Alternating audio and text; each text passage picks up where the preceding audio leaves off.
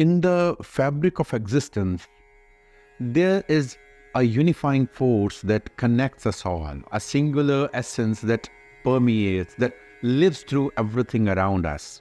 This essence is the embodiment of divinity, the essence of one God who resides within each of us and in every element of our world. Guru Nanak Sahib calls it Ik Oankar, the one who is present in at all times, at all places, the omnipresent. To truly understand this unity, Ik Oankar, we must recognize the inherent oneness that exists in all beings and all things around us. It is through the realization that we become attuned to the divine presence within us and in others too. So when we see the unity in diversity, we transcend the barriers of division and embrace the interconnectedness that binds us together. So when we say Ik Oankar, we need to cultivate this awareness in our daily lives to see beyond the differences and to acknowledge the universal spirit that unites us all. By doing so, we not only deepen our connection to the divine, but also absorb in a sense of harmony, compassion, and respect for all living beings. Let us embrace the journey towards realizing the one in all and becoming one with the divine presence that surrounds us.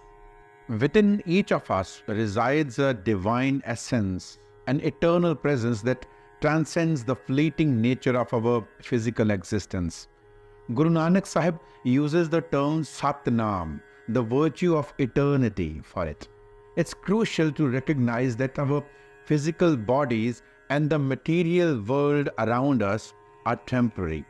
They are just vessels through which we experience life, but they are not the core of our being. Our true essence, our soul, is everlasting, eternal, and connected to the eternal source of all creation. It's the Ik Oankar manifestation. Understanding this truth, the Naam, can profoundly shift our perspective.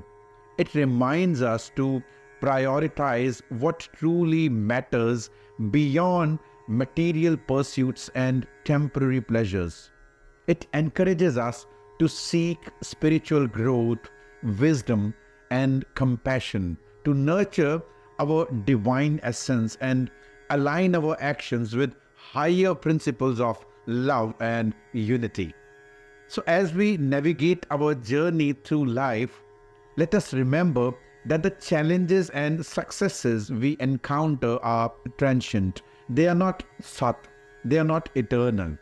What endures is our spiritual evolution and our connection to the eternal divine. By realizing this truth, the Naam, we can cultivate inner peace, resilience, and a deeper sense of purpose. Strive to honor and awaken the eternal essence within, recognizing it as truest self and connection to the Eternal One, Naam. Karta Purakh is a term used by Guru Nanak in Mool Mantar. It refers to the Creator, the origin of all existence. This singular force not only brings everything into being, but also manifests within each of us. It is this force that grants us the remarkable abilities to create, to do, to think, to reason, and to act upon our thoughts. So when we align ourselves with this inner one, the Karta Purakh, we tap into the very essence of constructive and creative power. In recognizing and submitting to this inner guidance, we unify with the universal creative force. We become the center, the dwelling place of that divine creator. However, when we disregard or ignore this inner guidance, the Karta Purakh, we misuse our power. We bring about destruction not only in the outside world around us, but within ourselves, losing the sight of our true purpose and inner peace. When we surrender ourselves to the Creator Lord within us, we unlock the miraculous potential of creation. We harness the power to build, to innovate, to heal, and to inspire. Our actions, they become more purposeful, guided by the wisdom and compassion provided by that Oankar, that Satnam within us. By nurturing our connection to our inner divine, we elevate ourselves and contribute positively to the world. We bring transformation. We bring light where there is darkness. We bring hope where there's despair. And we can bring harmony where there's discord. So let us choose to align ourselves with this constructive power, the Karta Purakh within us. Fear generates out of duality. Gurbani talks about one and achieving oneness throughout.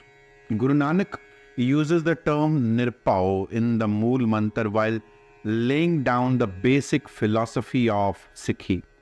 We believe the Creator Oankar is Nirbhao, fearless. The experience of that oneness, Ik Oankar, within leads us to fearlessness, being Nirbhao. So when we are truly united with ourselves and with all around us, fears and anxieties dissolve. Just as we feel fearless within our own families, those who achieve oneness feel no fear of anything or any situation. It's our illusions that often cause us fear. The distinctions, the differentiations we make between life and death, pleasure and pain, profit and loss, friend and enemy, good and bad, praise and criticism, these all dualities create anxiety. A realization of the eternal one, Sat Naam, brings us to oneness. When there's one in all, why fear?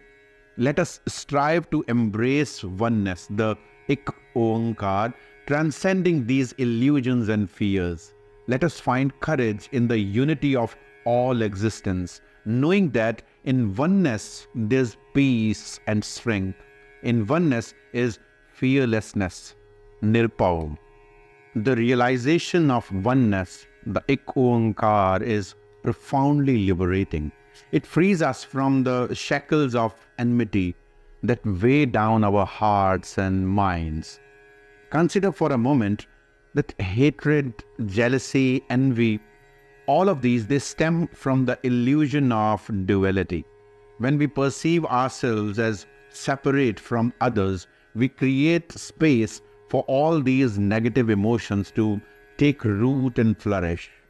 But when we awaken to the oneness that connects all life around us, a transformation occurs. Imagine a world where jealousy has no place. Whom should I envy when the same divine essence flows through every being?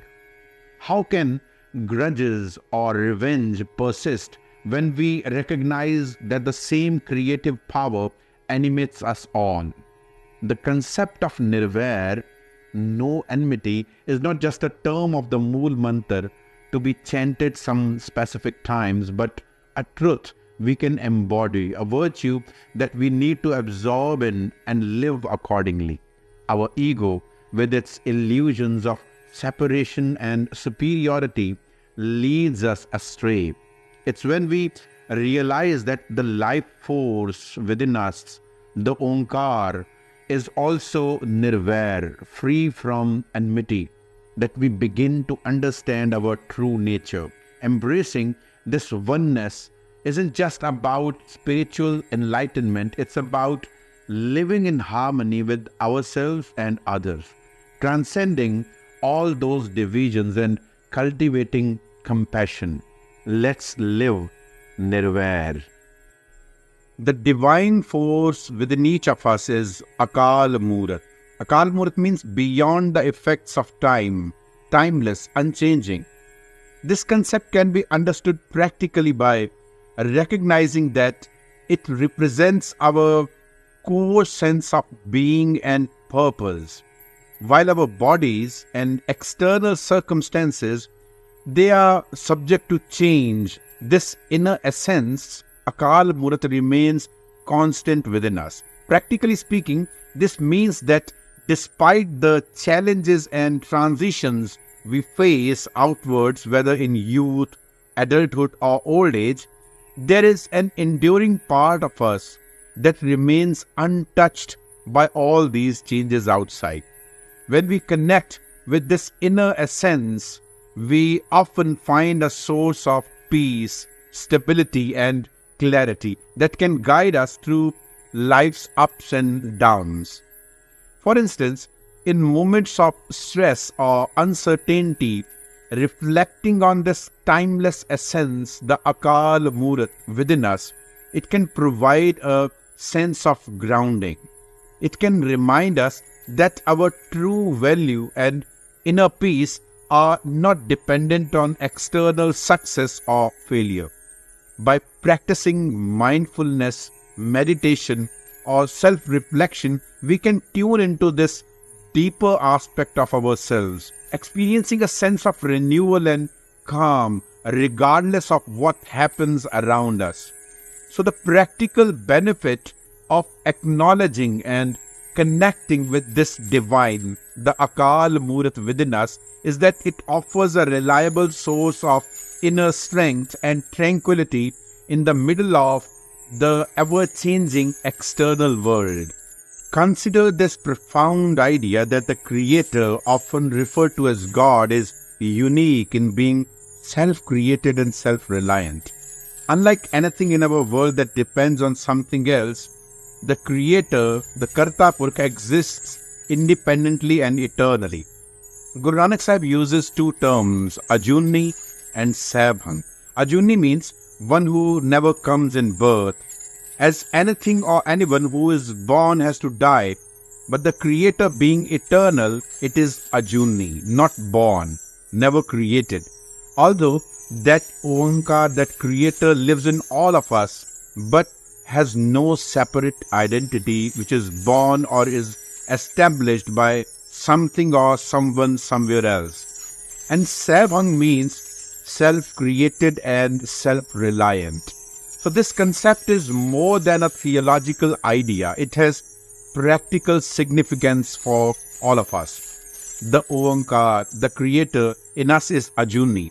Our body is subject to birth and death, but not the eternal self, the divine within us. So meditating on that Ajuni, we realize our true identity is beyond this mortal body.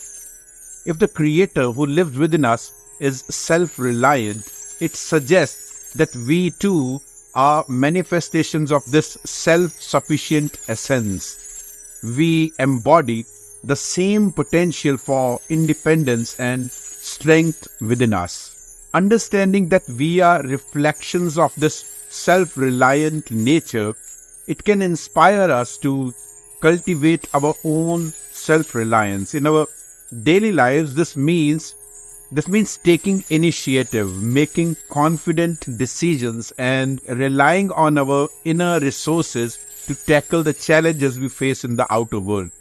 Embracing this mindset, it can empower us to handle difficulties more effectively and enhance our personal growth. By recognizing that we are manifestations of a self-created, self-reliant Creator, we gain a deeper appreciation for our own potential to be resilient and autonomous. There's nothing more gracious than the realization of that divine force, Ik Oankar, permeating one and all. Guru Nanak Sahib says, this can be done by Gur Prasad, which literally means by the grace of the Guru. So, who's this Guru? Whose grace makes us able to realize the divine self? As per Gurbani, wisdom is Guru. Guru is not a person. This means that the essence of a Guru is not tied to any individual, but to the wisdom and guidance they represent. In this view, wisdom itself is the true Guru, Sat Guru. transcending any particular person. So this Guru, this wisdom, it guides us in recognizing the One, the Ik Oankar, flowing equally in all, living in all, speaking in all. Once we start listening to it, heeding to it, we move closer to truthfulness, closer to inner purity, inner calm, and that eternal contentment. The guiding voice, the Guru, is always there as it belongs to the same universal one. As Gurbani says, Guru mere sang sada hai nale. Guru is something that's always with me. Layers of falsehood, it makes us ignore it. But it never dies. We may like it or not, we may try to unhear it or ignore it altogether. It still keeps us showing the way, the truth, the path, such as its grace, Gur Prasad.